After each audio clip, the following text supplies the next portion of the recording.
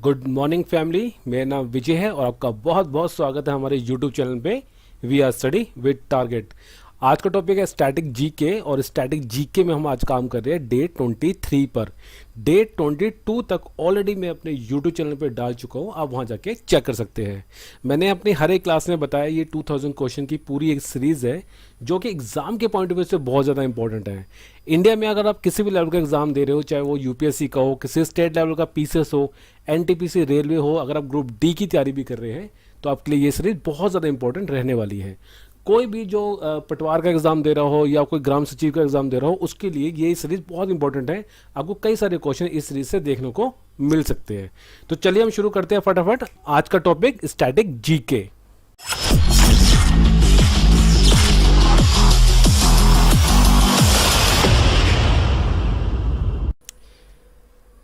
What went wrong पुस्तक की रचना किसके द्वारा की गई थी? तो किसके द्वारा की गई थी व्हाट वेंट रॉन्ग की पुस्तक की रचना? किरण बेदी के द्वारा। किनके द्वारा की गई थी? किरण बेदी के द्वारा की गई थी व्हाट वेंट रॉन्ग पुस्तक की रचना। ठीक है, और हमारे इंडिया की पहली जो आईपीएस महिला है वो भी कौन है? किरण बेदी ही है। नेक्स्ट क्वेश्चन यहाँ पे कह रहा है कि नुआखाई त्योहार किस राज्य में मनाया जाता है? तो किस राज्य में मनाया जाता है नुआखाई त्योहार? उड़ीसा राज्य में मनाया जाता है। कहाँ मनाया जाता है? उड़ीसा राज्य में मनाया जाता है नुआखाई त्योहार। नेक्स्ट है कि सास बहू का मंदिर भारत के किस राज्य में स्थित है? तो कहाँ पे है सास बहू का मंदिर भारत में? यह है उदयपुर में। कहाँ पर? उदयपुर में है सास बहू का मंदिर। नेक्स्ट है दिल्ली में कुवत उल इस्लाम मस्जिद का निर्माण किस गुलाम वंश के शासक द्वारा कराया गया था?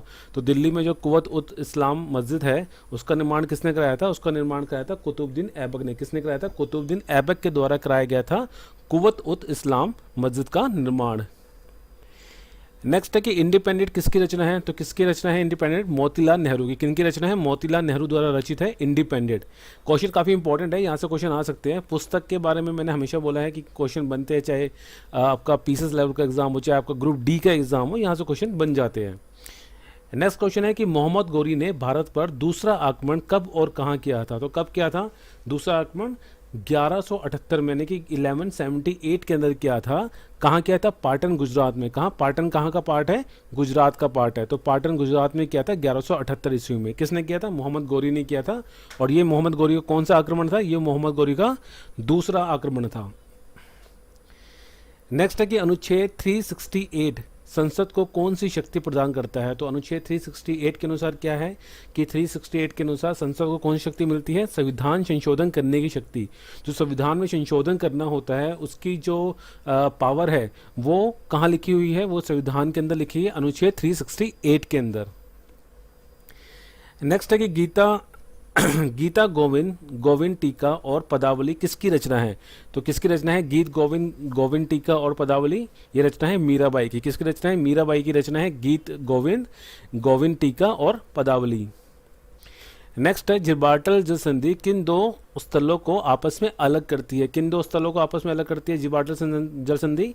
ये करती है स्पेन को और मोरक्को को अलग करती है। किसको? स्पेन और मोरक्को को अलग करती है। स्पेन जो है यूरोप का पार्ट है, मोरक्को जो है वो उत्तरी अफ्रीका का पार्ट है। ठीक है, और जिब्राल्टर जल संधि जो है वो भूमध्य सागर को अटलांटिक महासागर से क्या करती है? जोड़ती है।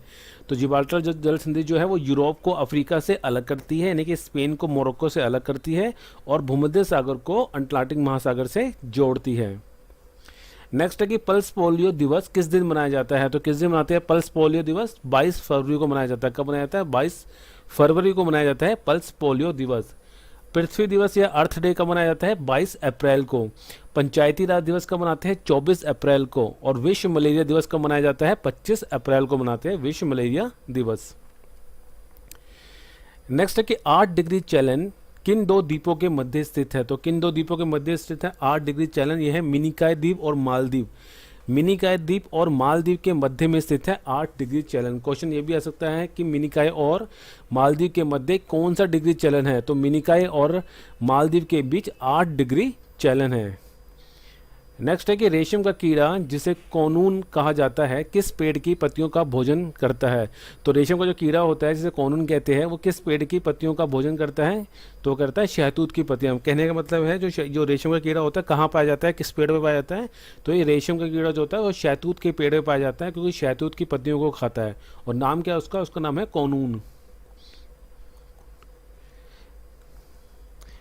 नेक्स्ट है सेलवास घास के मैदान कहाँ पाए जाते हैं, तो कहाँ पाए जाते हैं सेलवास घास के मैदान, ये पाए जाते हैं अमेजन बेसिन में। कहाँ पाए जाते हैं, अमेजन बेसिन में पाए जाते हैं। अमेजन बेसिन का जो क्षेत्र है वहाँ पे सेलवास घास के मैदान पाए जाते हैं।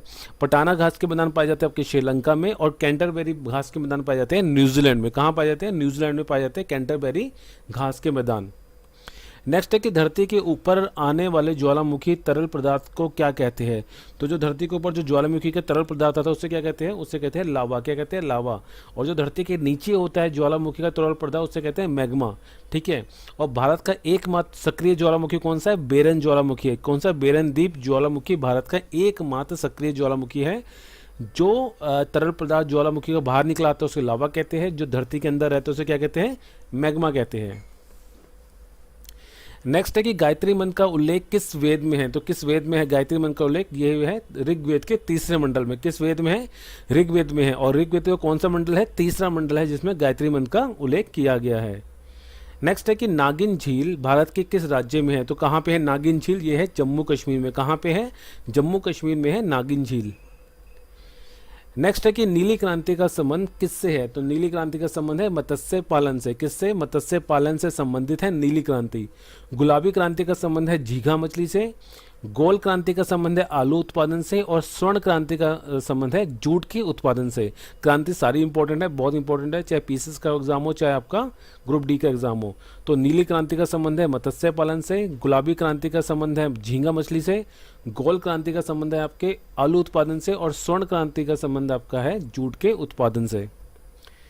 नेक्स्ट है कि 44वें संविधान संशोधन 1978 के द्वारा संपत्ति के अधिकार को किस अनुच्छेद के अंतर्गत कानून अधिकार की श्रेणी में रखा गया है, तो जो 44वां संविधान संशोधन है जिसके द्वारा क्या किया था, संपत्ति के अधिकार को मौलिक अधिकार की श्रेणी से हटा दिया गया था और उसको कानून अधिकार की श्रेणी में रखा गया था। ठीक है। तो ये कहना चाहते हैं कि कौन से अनुच्छेद के अंतर्गत किया गया था, तो अनुच्छेद 300 का के अंतर्गत किया गया था। किसके अंतर्गत, अनुच्छेद 300 का के अंतर्गत 44वें संविधान संशोधन 1978 के द्वारा संपत्ति के अधिकार को मौलिक अधिकार की श्रेणी से हटाकर कानूनी अधिकार की श्रेणी में रखा गया है। नेक्स्ट है कि तुजू दर्रा कहाँ स्थित है, तो कहाँ है तुजू दर्रा, यह है मणिपुर में। कहाँ पे, मणिपुर में है तुजू दर्रा। अगर जनजाति के बारे में क्वेश्चन आता है कि कुकु जनजाति कहाँ पाई जाती है, तो कुकु जनजाति पाई जाती है आपकी मणिपुर में। लोकटक झील कहाँ पाई जाती है, लोकटक झील भी कहाँ पर है, मणिपुर में है। और अगर क्वेश्चन ये आता है, ये ग्रुप डी के अंदर क्वेश्चन बनता है कि मणिपुर की राजधानी कौन सी है, तो मणिपुर की राजधानी कौन सी है, इम्फाल है। ठीक है, दोबारा रिपीट करते हैं। तुजू दर्रा जो है वो कहाँ पाया जाता है, वो पाया जाता है मणिपुर में। कहाँ स्थित है तुजू दर्रा, मणिपुर में स्थित है। कुकु जनजाति कहाँ पाई जाती है, कुकु जनजाति पाई जाती है मणिपुर में। लोकटक झील कहाँ पे है, लोकटक झील भी मणिपुर में स्थित है। और मणिपुर की राजधानी क्या है, इम्फाल है।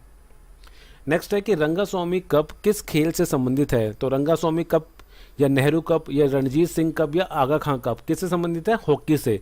दोबारा रिपीट करते हैं, इंपॉर्टेंट है, कहीं ये क्वेश्चन आ सकता है। Rangaswamy cup, Nehru cup, Ranjit Singh cup और आगा खां कप किस खेल से संबंधित है, ये संबंधित है हॉकी के खेल से। नेक्स्ट है कि भारतीय पुरातत्व सर्वेक्षण की स्थापना किस वर्ष हुई थी, तो भारतीय पुरातत्व सर्वेक्षण है इसकी स्थापना किस वर्ष हुई थी, 1861 में हुई थी। कब हुई थी, 1861 में हुई थी भारतीय पुरातत्व सर्वेक्षण की स्थापना। ठीक है। नेक्स्ट है कि गोबी मरुस्थल विश्व का सबसे बड़ा शीत मरुस्थल है। ठीक है, वो किस देश में है, जो गोबी मरुस्थल जो है ना वो विश्व का सबसे बड़ा शीत मरुस्थल है। तो कहाँ पे है, किस देश में है, वो मंगोलिया में है। कहाँ पे, मंगोलिया में। तो गोबी मरुस्थल कहाँ स्थित है, मंगोलिया में। और क्वेश्चन आया कि विश्व का सबसे बड़ा शीत मरुस्थल कहाँ पे है, मंगोलिया में। क्या नाम है उसका, गोबी मरुस्थल है। ठीक है। और ऊपर वाले क्वेश्चन से एक क्वेश्चन मेरे दिमाग में आया, जैसे ये 1861 लिखा है ना कि 1861 के अंदर भारतीय पुरातत्व सर्वेक्षण की स्थापना हुई थी। अगर इसके 100 साल बाद की बात करें ना कि 1961 के बारे में बात करें, तो 1961 में क्या हुआ था, गोवा स्वतंत्र हुआ था। किससे हुआ था, पुर्तगालियों से हुआ था। नेक्स्ट है कि आनंद मठ की रचना किसने की थी, सबको पता होगा बंकिम चंद्र चट्टोपाध्याय द्वारा रचित है आनंद मठ। किसके किसके द्वारा रचित है, बंकिम चंद्र चट्टोपाध्याय द्वारा रचित है आनंद मठ। नेक्स्ट है कि नमक का पीएच मान कितना होता है, तो नमक का पीएच मान कितना होता है, 7 होता है। कितना, 7। टमाटर का पीएच मान होता है 4.5, मानव रक्त का पीएच मान होता है 7.5 और सिरके का पीएच मान होता है 3। ठीक है, नमक का पीएच मान होता है 7, टमाटर का पीएच मान होगा 4.5, मानव रक्त का पीएच मान होगा 7.4 और सिरके का पीएच मान होता है 3। पीएच मान का मैंने बताया था कि 7 पर न्यूट्रल रहता है ऑलमोस्ट ये, ठीक है, और 7 से जितना कम जाता है उतना अम्लीय होता है और 7 से जितना ज़्यादा जाता है उतना क्या होता है, क्षारीय होता है। नेक्स्ट है कि राष्ट्रीय युवा दिवस यानी कि स्वामी विवेकानंद जयंती कब मनाई जाती है, तो राष्ट्रीय युवा दिवस जो है वो 22 जनवरी को मनाया जाता है और राष्ट्रीय युवा दिवस जो है वो स्वामी विवेकानंद की याद में मनाया जाता है। ठीक है, स्वामी विवेकानंद जी की जयंती होती है, जिस दिन राष्ट्रीय युवा दिवस मनाया जाता है वो दिन है 12 जनवरी।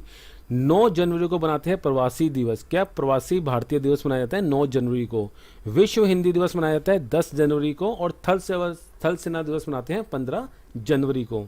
दोबारा रिपीट करते हैं, अगर राष्ट्रीय युवा दिवस आएगा तो राष्ट्रीय युवा दिवस जो है वो स्वामी विवेकानंद जी के याद में मनाया जाता है 12 जनवरी को।